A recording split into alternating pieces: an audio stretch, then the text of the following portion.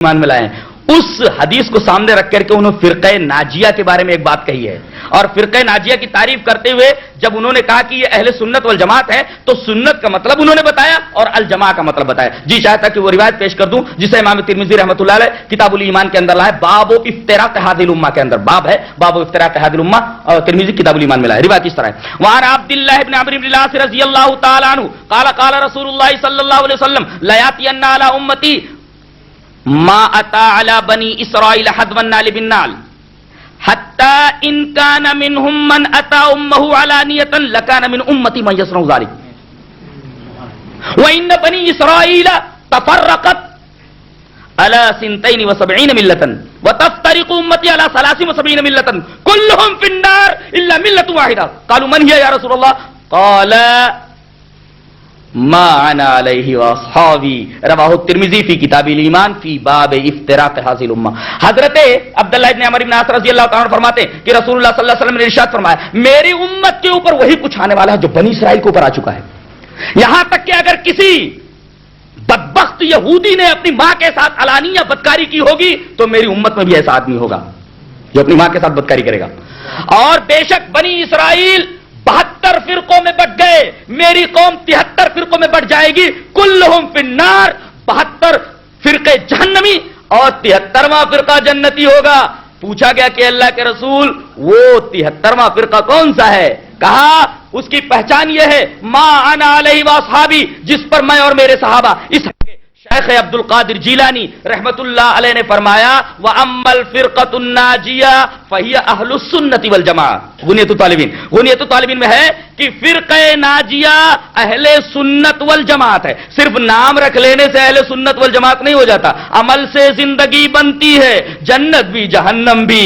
یہ خاکی اپنی فطرت میں نہ نوری ہے نہ ناری ہے، عمل سے آدمی اہل سنت والجماعت بنتا ہے، خالی لیبل لگا دینے سے آدمی اہل سنت والجماعت نہیں ہوتا۔ کہتے ہیں کہ ہم فلاں کی زیارت کر لیں تو فلاں کی زیارت کرنے سے آدمی مومن نہیں ہو جاتا۔ ابو لہب نے رسول اللہ صلی اللہ علیہ وسلم کی زیارت کی، ابو جہل نے رسول اللہ صلی اللہ علیہ وسلم کی زیارت کی، لیکن اس دیدار سے اور اس زیارت سے ابو جہل کو کوئی فائدہ نہیں پہنچا، ابو لہب کو کوئی فائدہ نہیں پہنچا۔ دیکھو زیارت ہو رہی ہے لیکن خود ابو جہل اور ابو لہب کے پاس اپنا ایمان اپنا عمل نہیں ہے، لہذا رسول اللہ صلی اللہ علیہ وسلم کی زیارت کوئی کام نہ آئی ابو جہل کے، رسول اللہ صلی اللہ علیہ وسلم کا دیدار کچھ کام نہ آیا ابو لہب کے، دونوں کے دونوں جہنمی۔ تو اگر صرف زیارت کافی ہوتی ہے اولیاء کرام کی تو یہاں نبی کی زیارت کرنے کے بعد ابو جہل اور ابو لہب کو مسلمان ہو جانا چاہیے تھا، مومن ہو جانا چاہیے تھا۔ تو جو لوگ یہ کہتے ہیں کہ خالی اولیاء کرام سے نسبت کافی ہے، خالی اولیاء کرام کے حضور ان کے قبروں کے اوپر حاضری دے دینا ہی کافی ہے، صرف زیارت ہی کافی ہے، یہ واقعہ بتا رہا ہے کہ اگر صرف زیارت کافی ہوتی تو ابو جہل اور ابو لہب نے تو رسول اللہ صلی اللہ علیہ وسلم کی زیارت کی ہے، انہیں تو پکا مومن ہونا چاہیے تھا۔ تو صرف زیارت کافی نہیں ہے، معاملہ گھوم کر کے وہیں آ گیا، آپ کو ایمان اور عمل صالح کرنا ضروری ہے۔ حضرت نے فرمایا وَأَمَّا الْفِرْقَةُ النَّاجِيَةُ، شیخ عبد القادر جیلانی رحمۃ اللہ علیہ فرما رہے کہ وَأَمَّا الْفِرْقَةُ النَّاجِيَةُ، نجات پانے والا فرقہ جو ترمذی کی روایت میں بیان کیا گیا کون ہے؟ اہل السنت والجماعہ۔ پوچھا گیا یہ اہل سنت والجماعہ کون ہے؟ سنت کی تعریف کیا ہے؟ جماعت کی تعریف کیا ہے؟ تو پتہ چلے کہ اہل سنت کون ہے، تو پتہ چلے کہ اہل جماعت کون ہے۔ پہلے تو سنت کا معنی معلوم ہونا چاہیے، پہلے تو جماعت کا مطلب معلوم ہونا چاہیے۔ حضرت نے سنت کا معنی بیان کیا، پھر اس کے بعد جماعت کا معنی بیان کیا۔ سنت کا معنی کیا بیان کیا؟ فَالسُّنَّةُ مَا سَنَّهُ رسول اللہ صلی اللہ علیہ وسلم، سنت وہ ہے جو رسول اللہ صلی اللہ علیہ وسلم نے بیان فرمایا ہے، یعنی آپ کی ہر ادا سنت ہے۔ اگر کوئی آدمی رسول اللہ صلی اللہ علیہ وسلم کی حدیث کے اوپر آپ کی اداؤں کے اوپر چل رہا ہے وہ اہل سنت ہے۔ اور جماعت والجماعت متفق علیہ اصحاب رسول اللہ صلی اللہ علیہ وسلم، اور جماعت کا مطلب ہے جس پر رسول اللہ صلی اللہ علیہ وسلم کے تمام اصحاب متفق ہوں۔ بتائیے اصحاب کرام نے قبریں بنائی ہیں، اصحاب کرام کیا قبروں کے سامنے قیام کیا کرتے تھے؟ کیا صحابہ کرام قبروں کے سامنے رکوع کیا کرتے تھے؟ کیا صحابہ کرام پختہ قبریں بنایا کرتے تھے؟ کیا صحابہ کرام غیر اللہ سے بھی مدد مانگا کرتے تھے؟ نہیں۔ تو پھر ایسے لوگ اہل السنت والجماعت نام کے تو ہو سکتے ہیں لیکن حقیقت میں حضرت شیخ عبد القادر جیلانی رحمت اللہ علیہ کی تعریف کے مطابق اہل سنت والجماعت کی وہ اہل سنت والجماعت نہیں ہو سکتے۔ دیکھیے صرف نسبت کافی سمجھتے ہیں، نماز کی کوئی پرواہ نہیں ہے، نماز کی کوئی پرواہ نہیں، جبکہ حضرت شیخ عبد القادر جیلانی رحمت اللہ علیہ فرماتے ہیں ان کے معاملے میں تو نماز کا جو حال ہے بڑا ہی عجیب ہے.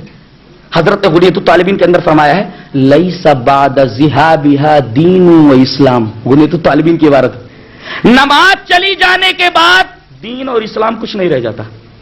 خالی قبروں سے نسبت کافی سمجھ رہے ہیں, نمازیں پڑھنے کی فرصت نہیں ہے. اور شیخ عبد القادر جیلانی رحمت اللہ علیہ کیا فرما رہے ہیں, نمازیں اگر زندگی سے نکل گئی تو لیس بعد ذہابھا دین و اسلام. نماز زندگی سے نکل جانے کے بعد آدمی کا دین و اسلام رہ ہی نہیں جاتا. وہ آدمی نہ تو متدین ہے, دین والا ہے, نہ تو وہ آدمی مسلم ہے.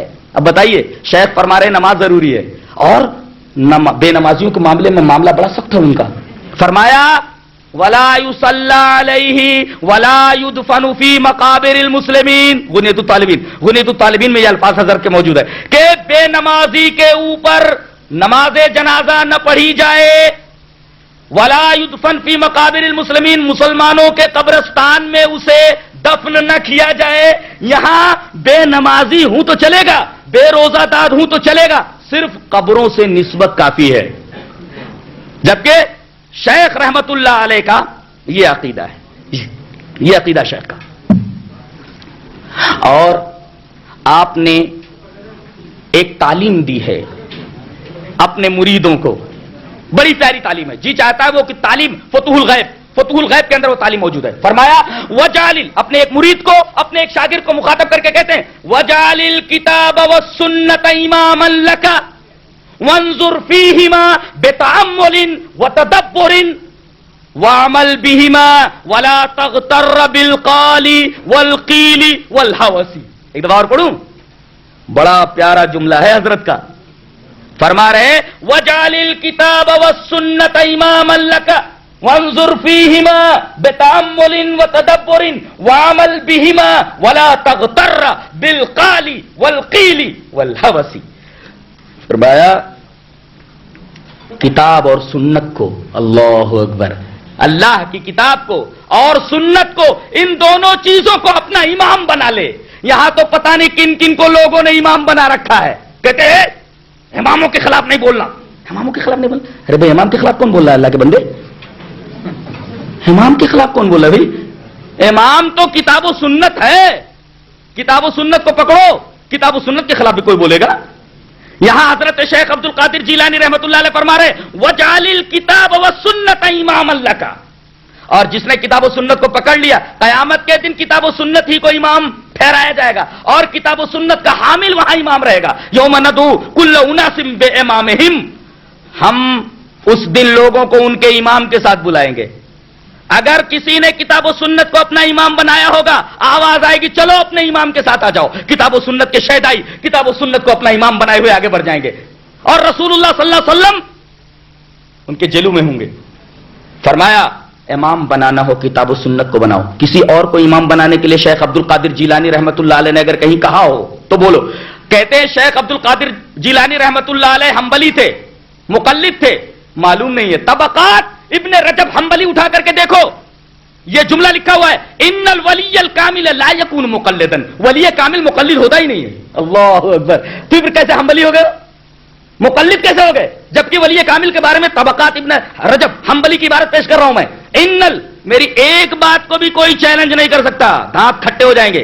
ان الولی الکامل لا یکون مقلدا, ولی کامل مقلد ہوتا ہی نہیں ہے. جب آپ حضرت شیخ عبد القادر جیلانی رحمت اللہ علیہ کو ولی کامل مانتے ہو تو مقلد کیسے مانو گے؟ اس لیے کہ ولایت کاملہ میں اور تقلید میں زمین اور آسمان کا فرق ہے. جو مقلد ہوگا وہ ولی کامل نہیں ہوگا, اور جو ولی کامل ہوگا وہ مقلد نہیں ہوگا. جب آپ ولی کامل ہیں تو مقلد نہیں ہو سکتے, اور اگر مقلد ہو تو ولی کامل نہیں ہو سکتے. بولو آپ کیا بولتے ہو؟ اگر آپ کو مقلد مانا جائے کہ امام احمد بن حنبل کا مقلد ہے تو ولی کامل نہیں ہے, اور ولی کامل اگر مانتے ہو تو مقلد نہیں ہے. اس لیے کہ ولی کامل مقلد ہو. ولی کی تعریف کیا شامی میں, مشہور فقہ کی کتاب شامی اٹھا کر کے دیکھو, شامی کے اندر تعریف لکھی ہے والولی ان یکون تابعا للنبی صلی اللہ علیہ وسلم. ولی وہ ہوتا ہے جو اپنے نبی کا متبع ہوتا ہے. اللہ اکبر, وہ کسی کا مقلد نہیں ہوتا. شامی کی روایت بتا رہی ہے, شامی کی عبارت بتا رہی ہے کہ ولی جو ہوتا ہے وہ نبی کا متبع ہوتا ہے, کسی امام کا مقلد نہیں ہوتا ہے. اس لیے کہ ولایت کاملہ میں اور تقلید میں زمین اور آسمان کا فرق ہے. مشرق اور مغرب کا فرق ہے. کسی شاعر نے شاید بڑی اچھی بات کہی ہے, شاید تو پڑھاتے ہی رہتے ہوں گے ادب کی کتابیں, کہ جی چاہتا ہوں شعر پیش کر دوں میرا موڈ بدلنے کے لیے, کہ سارت مشرقتاً وصرت مغربا, سارت مشرقتاً وصرت مغربا, شتان بین مشرقی و مغربی. لیلا چلی مشرق کی طرف, مجنو چلا مغرب کی طرف. مشرق اور مغرب کے درمیان کتنا بعد ہے, کتنا فاصلہ ہے. تو اب اگر مانا جائے کہ حضرت ولی کامل ہے تو تقلید اور ولی کامل کے درمیان ویسا ہی فاصلہ ہے جیسے شتان بین مشرقی و مغربی. اب آپ خود فیصلہ کر لیں. ان الولی الکامل لا یکون مقلدا, اگر آپ ولی کامل ہے تو مقلد نہیں, اور مقلد ہے تو ولی کامل ہے. اچھا آپ نے اپنے آپ کو حنبلی کیوں کہا؟ اس کا بھی جواب دے لوں. آپ نے دعا کی ہے کہ اے اللہ اگر مجھے موت دینا تو امتنی علی اعتقاد امام احمد ابن حنبل. اے اللہ مجھے موت دینا تو امام احمد ابن حنبل کے اعتقاد پر موت دینا. آپ مقلد نہیں ہے. اعتقاد کیا تھا حضرت امام احمد بن حنبل کا؟ بالاتفاق آپ امام اہل سنت ہیں, حضرت امام احمد بن حنبل. آپ کا اعتقاد کیا تھا؟ بالکل وہی اعتقاد جو اہل حدیثوں کا ہے, وہی اعتقاد ہے جو اہل حدیثوں کا ہے کہ کوئی مسئلہ آئے تو کتاب و سنت میں دیکھا جائے. حضرت وہی فرما رہے میں منہج لے رہا ہوں, طریقہ لے رہا ہوں حضرت امام احمد بن حنبل سے, جو طریقہ امام احمد بن حنبل کا ہے کہ ہر مسئلے میں وہ کتاب و سنت کو امام بناتے ہیں. اے اللہ میری موت امام احمد بن حنبل کے اسی اعتقاد اور اسی منہج کے اوپر دینا کہ میں بھی اپنی زندگی کے ہر معاملے میں کتاب و سنت کو امام بناؤں. یہ مطلب ہے. کہاں سے کہاں بات چلی گئی کہ شیخ عبد القادر جیلانی رحمۃ اللہ علیہ ولی کامل مقلد کیسے ہو سکتا ہے کسی امام کا؟ وہ تو تابع ہوتا ہے کسی نبی کے, اور آخری نبی جناب محمد رسول اللہ صلی اللہ علیہ وسلم. لہذا آپ جو ولی ہے تو نبی کے تابع ہیں. والولی جو یکون تابعا للنبی, ولی جو ہوتا ہے نبی کا تابع ہوتا ہے. اور ایک جگہ فرمایا اللہ اکبر, فالسلامۃ مع الکتاب والسنہ والہلاک مع غیرہما بہما یرتقی العبد الی حالت الولایت والبدلیہ. یہ غنیۃ الطالبین کی عبارت ہے. میں نے پوری دیانت کے ساتھ بلا لفظ کے کسی ہیر پھیر کے پوری روایت اور پورا قول پیش کر دیا ہے. حضرت فرما رہے کہ سلامتی اسی میں ہے کہ کتاب اور سنت کو مضبوطی سے پکڑ لو. فالسلامت مع الکتاب والسنہ, قرآن اور حدیث کو پکڑنے ہی میں سلامتی ہے. والہلاک مع غیرہما, ان کے علاوہ کسی کو اور پکڑے ہلاکت لازمی ہے. والہلاک مع غیرہما, ان دونوں کے علاوہ کسی کو بھی اگر کسی نے پکڑا کتاب و سنت کے علاوہ, والہلاک, ہلاکت رکھی ہی ہے. اور آگے فرمایا یہ دونوں چیزیں ایسی ہیں. اللہ اکبر. ولایت کی تعریف بتا رہے ہیں. ولی بننا ہو تو کیا کرنا ہے, حضرت طریقہ بتا رہے ہیں. ولی بننا چاہتا ہے ہر آدمی تو سنو کہ ولی بنا کیسے جاتا ہے. تم سمجھتے ہو کہ ولی کسی دوسرے طریقے سے بنتا ہے. شیخ عبد القادر جیلانی رحمت اللہ علیہ کا نام لینے والوں دیکھو شیخ عبد القادر جیلانی رحمت اللہ علیہ کیا فرما رہے کہ آدمی ولی کیسے بنتا ہے. پھر سے پڑھتا ہوں میں. والسلامۃ مع الکتاب والسنہ, سلامتی کتاب و سنت کے پکڑنے میں ہے. والہلاک مع غیرہما, اور ان دونوں کے علاوہ میں ہلاکت ہے. کسی نے کتاب و سنت کے علاوہ کسی اور چیز کو اختیار کیا, کسی اور چیز کو پکڑا, ہلاک ہو جاتا.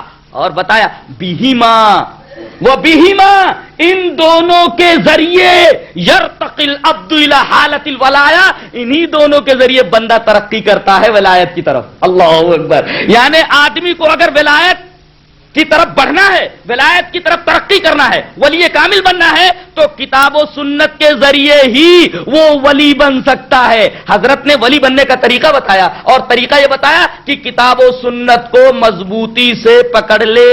کتاب و سنت کو مضبوطی سے پکڑنے کے بغیر آدمی ولی نہیں ہوتا. طریقہ بتا دیا گیا. ولی بننا ہے تو کتاب و سنت کو مضبوطی سے پکڑ. کہتے ہیں کہ اولیاء کرام کو غیب کا علم ہوتا ہے.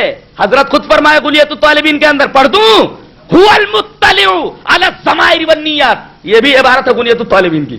جی غنیۃ الطالبین اٹھا کر کے دیکھو, فتوح الغیب, وہ تو دنیا کی تمام زندہ زبانوں میں موجود ہے ترجمے کے ساتھ, اردو میں تو ہمارے درمیان موجود ہے. اٹھا کر کے دیکھو, هو المطلع علی الضمائر والنیات, وہی خبر رکھنے والا ہے ضمیروں کا اور نیتوں کا. آدمی کی نیت میں کیا ہے؟ گویا اس بات کو حضرت شیخ عبد القادر جیلانی رحمۃ اللہ علیہ، پیران پیر رحمۃ اللہ علیہ نے قرآن حکیم کی سورہ مومن کی ایک آیت کو پیش نظر رکھ کر کے فرمایا ہے. وہ آیت کریمہ کیا ہے؟ یعلم خائنۃ الاعین وما تخفی الصدور، کہ اللہ تبارک و تعالی آنکھوں کی خیانت کو جانتا ہے اور دل کے اندر کیا چھپا ہوا اللہ کو معلوم ہے.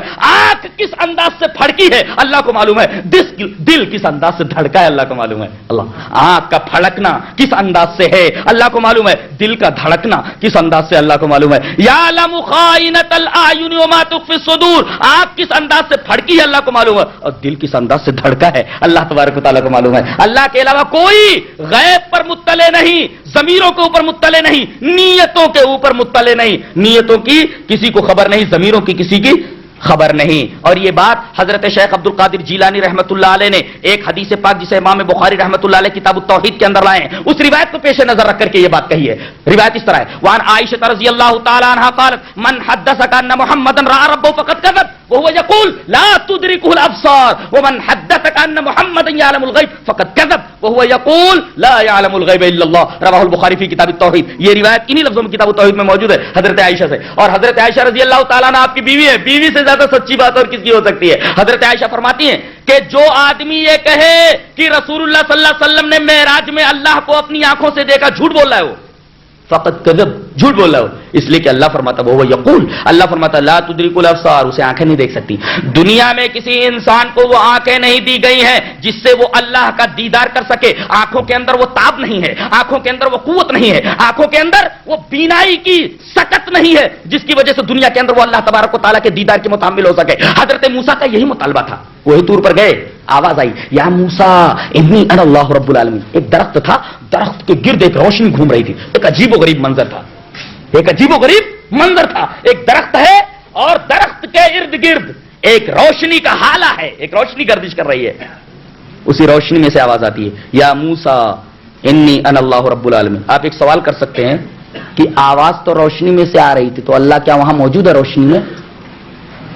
آواز تو روشنی میں سے آ رہی ہے، تو اللہ عرش پر سے آ کر کے روشنی میں گھس گیا؟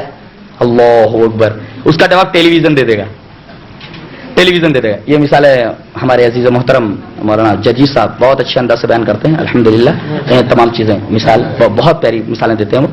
جیسے ایک مثال بڑی پیاری دیا انہوں نے کہ آدمی یہ سوچتا ہے کہ قبروں میں جب سارے لوگ سڑ گل کر کے ایک دوسرے میں مکس ہو جائیں گے، مثلا یہاں ایک ہندو مر گیا، ایک جو ہے بدعتی مر گیا، ایک بدعتی مر گیا، ایک کافر مر گیا، ایک مسلم مر گیا، اور سب کی لاشیں سڑ گل کر کے مٹی ہو گئی، ایک دوسرے میں مکس ہو گئی.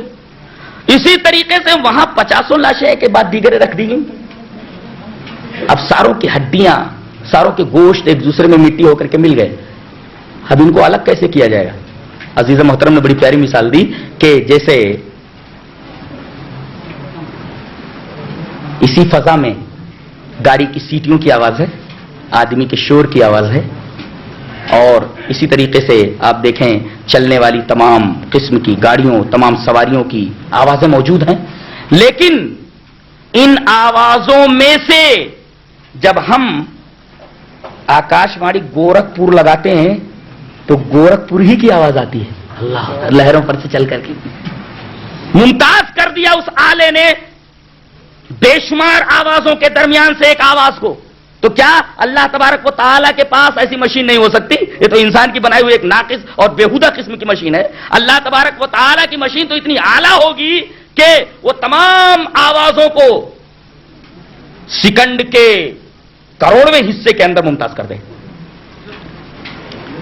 تو اللہ تبارک و تعالیٰ عرش پر ہی ہے.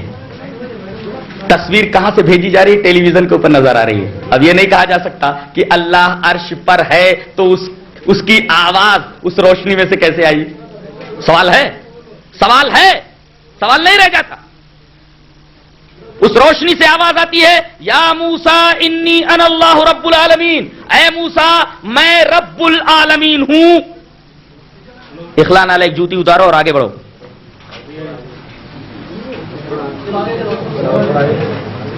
میرے رب تیری آواز تو سن لی ہے، اب میں تجھے دیکھنا چاہتا ہوں، تیرا دیدار کرنا چاہتا ہوں. اللہ تبارک تعالیٰ نے فرمایا لن ترانی، لن ترانی، تم مجھے ہرگز نہیں دیکھ سکتے. نہیں دیکھ سکتے, لن, لا نہیں ہے, لن, ہرگز نہیں دیکھ سکتے, اس لیے کہ وہ آنکھیں ہی نہیں ہم نے دی ہے.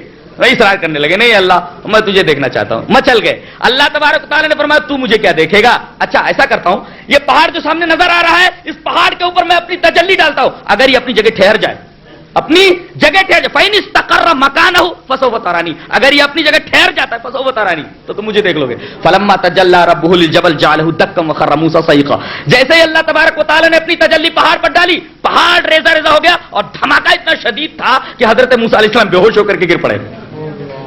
اس کا مطلب یہ ہوا کہ دنیا کے اندر آنکھوں کے اندر وہ بینائی نہیں عطا کی گئی ہے, بینائی وہ قوت نہیں عطا کی گئی ہے جو اللہ تبارک و تعالیٰ کے دیدار کے متحمل ہو سکے. حضرت عائشہ رضی اللہ تعالیٰ عنہ وہی فرما رہی ہیں کہ جس آدمی نے یہ کہا کہ اللہ کے رسول صلی اللہ علیہ وسلم نے اپنے سر کی آنکھوں سے اللہ تبارک و تعالیٰ کا دیدار کیا, جھوٹ بول رہا ہے ایسا آدمی, اس لیے کہ اللہ فرماتا ہے لا تدرک الابصار, اسے آنکھیں نہیں دیکھ سکتی. اسی طریقے سے آپ نے فرمایا کہ ومن حدثک, جو آدمی یہ کہے انہ یعلم الغیب ان محمد یعلم الغیب, کہ رسول اللہ صلی اللہ علیہ وسلم غیب کا علم رکھتے تھے, فقط کذب, جھوٹ بول رہا ہے وہ یقول, اللہ فرماتا لا یعلم الغیب الا اللہ, اللہ کے علاوہ کوئی غیب نہیں جانتا. رواہ البخاری فی کتاب التوحید, حضرت امام بخاری حدیث پاک کو کتاب التوحید میں وہی بات حضرت شیخ عبد القادر جیلانی رحمۃ اللہ علیہ فرما رہے ہیں, هو المطلع, هو علماء بیٹھے ہوئے ہیں, انما اور ہوا کے اندر جانتے کیا فرق ہے؟ اب یہ بتاتے بیٹھوں گا تو گڑبڑ ہو جاتا ہے. هو المطلع, وہی مطلع ہے, یہ مطلب ہوتا ہے اگر کسی ضمیر کی خبر معرب باللام ہو تو محصور ہو جاتا ہے مبتدا خبر میں. انما اس کا الٹا ہے, خبر مبتدا میں محصور ہو جاتی ہے, لیکن اگر مبتدا کی خبر معرب باللام ہو تو مبتدا خبر میں محصور ہو جاتا ہے. کہا گیا کہ کہتے ہیں نہیں کہ کہتے ہیں انما نحن مصلحون, ہم اصلاح کرنے والے ہی ہیں. اللہ فرماتا ہے ہم المفسدون, یہی لوگ فسادی ہیں. اللہ, انہوں نے کہا مصلح ہم ہیں, دیکھو خبر مبتدا میں محصور ہوئی, انما نحن مصلح, مصلح ہم ہی ہیں. اللہ فرماتا ہم المصلح, یہی لوگ فسادی ہیں. یعنی یہاں مبتدا خبر میں محصور ہے اور وہاں خبر مبتدا میں محصور ہے. یہ قرآن حکیم کا اعجاز ہے گفتگو کا, اس کا ایک اسلوب ہے گفتگو کرنے کا. تو هو المطلع, وہی خبر رکھنے والا ہے, خبر معرب باللام ہے, هو المطلع, وہی خبر رکھنے والا ہے ضمیروں کا کہ دلوں میں کیا ہے, والنیات, اور نیتوں کے اندر کیا ہے. اور یہاں کہتے ہیں کہ ہمارے ولیوں کو غیب کا علم ہے, ہمارے پیروں کو غیب کا علم ہے. یہاں شیخ فرما رہے کہ غیب کا علم اللہ کے علاوہ کسی کو نہیں ہے. یہ تمام چیزیں انہوں نے انسانوں کو دے رکھی ہیں جو صرف اور صرف اللہ تبارک و تعالیٰ کی صفات ہیں اور اللہ تبارک و تعالیٰ کے لیے خاص ہیں. اللہ تبارک و تعالیٰ ہمیں نیک عمل اور اچھی سمجھ کی توفیق عطا فرمائے. وآخر دعوانا الحمدللہ رب العالمین.